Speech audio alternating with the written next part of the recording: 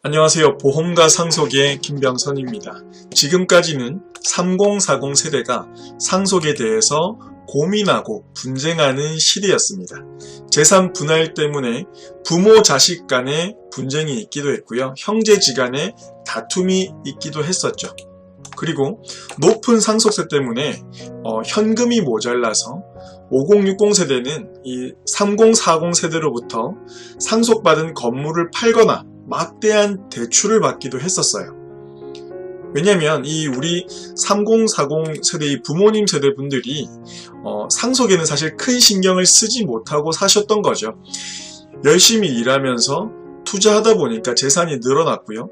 내가 이쁜 자식한테 재산을 조금 더 주고 싶은 마음이 또 크고, 세금은 어차피 내가 재산을 주니까 너희 알아서 내라, 이런 케이스들이 굉장히 많았던 게 사실이죠. 지금도 이 문제를 고민하고 계신 5060 세대분들이 많은 게 사실입니다. 그쵸? 이 상속뿐만 아니라 모든 분야가 마찬가지인 것 같아요. 선대의 실수, 우리 전 세대의 실수를 그대로 답습하면 안 되는 거죠.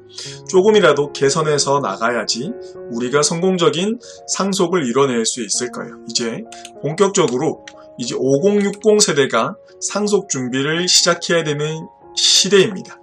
이미 준비하고 계신 분들이 많이 있죠. 발빠른 분들은. 더 늦으면 안 됩니다. 그래야지 우리가 세금 없이 증여, 비과세 증여죠. 비과세 증여를 한 번이라도 더 할 수 있고, 상속세 납부 준비도 자녀들에게 미리 시킬 수 있는 겁니다. 그쵸? 자, 그래서 오늘은 성공적인 상속, 온전한 부의 대물림을 위해서 딱 3가지 알아야 되는 거에 대해서 여러분들께 강의해드리고, 그리고 여러분들은 이 내용을 알고 실행에 그대로 옮기셔야 됩니다. 이미 자산이 좀 크신 분들은 많은 부분을 알고 계신 부분들이 있는데 한 번씩 복습한다는 생각으로 보시면 조금 더 좋을 것 같습니다. 성공적인 상속을 위한 3가지 방법. 자, 첫 번째는 상속세를 절세해야 돼요. 그렇죠? 당연한 얘기겠죠. 그리고 자녀들이 서로 분쟁할 수 있기 때문에 분쟁을 예방할 수 있는 수단이 있어야 되겠고요. 그리고 실질적으로 자녀들이 상속세를 납부할 수 있도록 준비를 시켜야 된다는 겁니다. 우리가 준비하고 있으면 안 돼요. 우리가 돈을 모아놔도 거기에도 상속세가 붙기 때문에 자녀들이 준비할 수 있도록 준비를 시켜야 되는 거죠.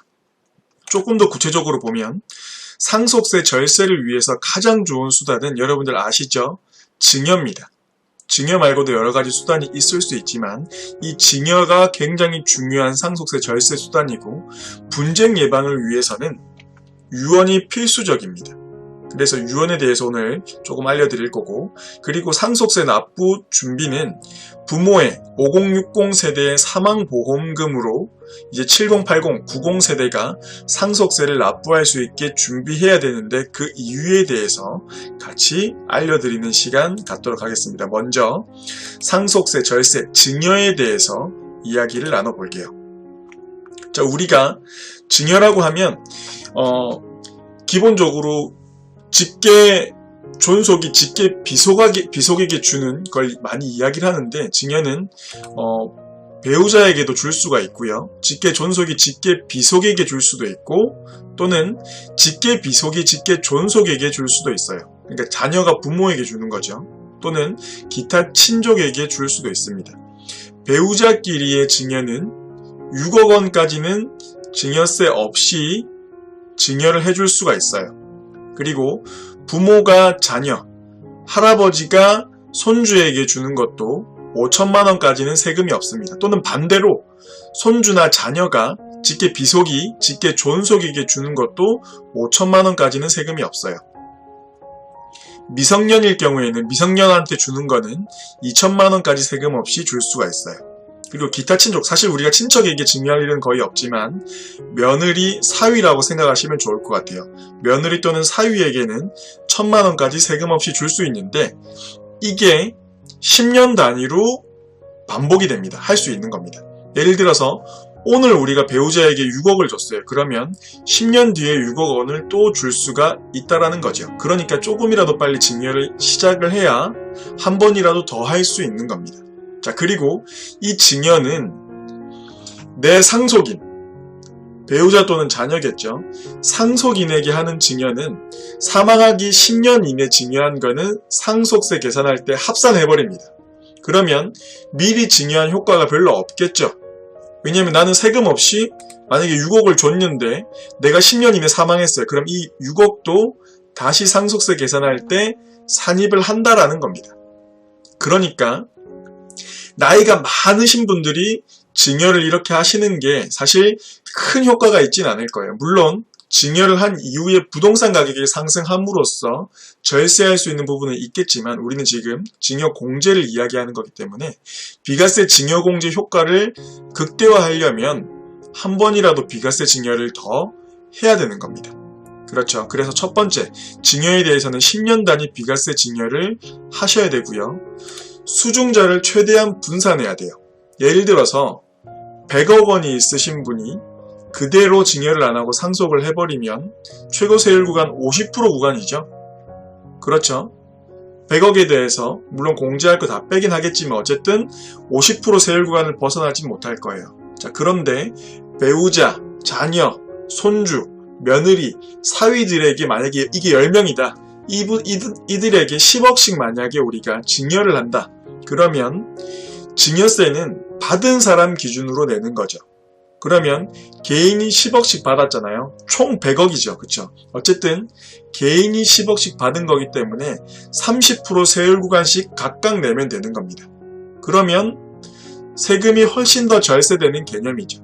그러니까 처음에 아까 말씀드렸던 10년 단위 비과세 증여를 해라. 그리고 수중자를 최대한 분산해서 증여하면 절세 효과가 극대화됩니다.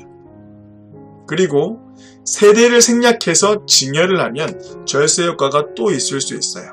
왜냐하면 내가 바로 밑에 자녀에게 증여를 하면 이 돈이 또 나중에는 상속이 될 가능성이 크기 때문에 세금을 2번 내야 되는데 세대를 생략해서 내가 바로 손자녀에게 주면 세금을 한 번만 내면 되잖아요. 물론 30%의 할증이 되긴 하지만 그래도 전체적으로는 절세 효과가 분명히 있다라는 겁니다. 자, 그리고 네 번째, 부동산 우선해서 증여를 하라라는 겁니다. 부동산은 내가 계속 가지고 있어 봐야 가치가 계속 상승해서 결국에는 상속세를 많이 낼 수밖에 없잖아요. 그러니까 부동산을 먼저 증여함으로써 이후에 부동산 가치가 상승해서 상속세가 올라가는 것을 예방을 해야 된다라는 겁니다. 아시겠죠? 증여에 대해서 간단히 설명드렸어요. 자, 이 증여 말고도 상속세를 절세할 수 있는 방법은 있습니다. 법인 같은 경우에는 비상장 주식 가치를 낮출 수 있는 CEO 플랜이 대표적이겠고요.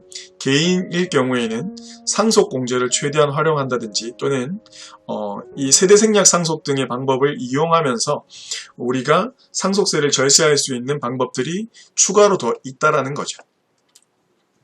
자, 증여에 대해서는 이 정도 한번 알아보고 두 번째, 분쟁 예방을 위해서 유언을 하라고 제가 이렇게 적어놨습니다. 근데 이 유언은 드라마나 영화에서 나오는 것처럼 병상에 누워서 그냥 하는 유언은 효과가 없습니다. 법적인 효력이 전혀 없다라는 거죠. 그래서 이거는 민법에 나와 있는 5가지 방법으로 꼭 유언을 해야 됩니다. 첫 번째는 민법 1066조에 기술되어 있는 자필 증서에 의한 유언을 해야 되고요. 두 번째 방법은 녹음에 의한 유언, 동영상도 괜찮아요. 세 번째는 공정증서, 공증이죠. 공증에 의한 유언. 네 번째는 비밀증서에 의한 유언. 그리고 마지막 5번째는 구수증서에 의한 유언. 총 5가지 방법이 있는데 여기 아까 1066조 또는 67조 그리고 68조가 가장 많이 사용하는 방법입니다. 우리가 그냥 형식이 없이 이렇게 쓴 거는 법적인 효력이 전혀 없다라는 점, 반드시 민법 1066조에서 1070조에 기술되어 있는 방법으로 유언을 남겨야 법적인 효력이 있다라는 점 여러분들 반드시 숙지해야 되고, 유언을 할 때에도 반드시 누구에게 얼마 주고 얼마 준다고 하더라도 유류분은 반드시 보장을 해줘야 자녀들의 분쟁을 최대한 예방할 수 있습니다. 유언에 대해서 간단히 알아봤고요. 마지막 상속세 납부 준비. 실질적으로 우리가 세금을 납부함으로써 상속은 거의 마무리 단계가 되는 건데요. 이거는 사망보험금으로 하는 게 가장 효과가 좋습니다. 이거에 대해서 같이 간단하게 알아보도록 하겠습니다. 자, 먼저 우리가 사망보험금을 떠나서 상속세 납부 재원, 상속세를 내기 위한 재원으로서 어떤 걸 해야 될지 그 조건들이 있는데, 이 5가지 조건이 충족하면 너무 좋은 겁니다. 적시성, 상속세, 재산은 벌써 이만큼 있는데 어느 타이밍에 내가 사망할지 모르니까 언제든지 내가 사망하더라도, 상속이 개시되더라도 세금을 납부할 수 있어야 될 거예요. 갑작스런 상속 개시에도 세금을 납부할 수 있어야 되는 겁니다. 그게 적시성이에요. 그 다음에는 안정성이죠. 상속세 납부 재원이 투자되고 있다면, 내가 주식이나 또는 부동산 이런 걸 하고 있다면,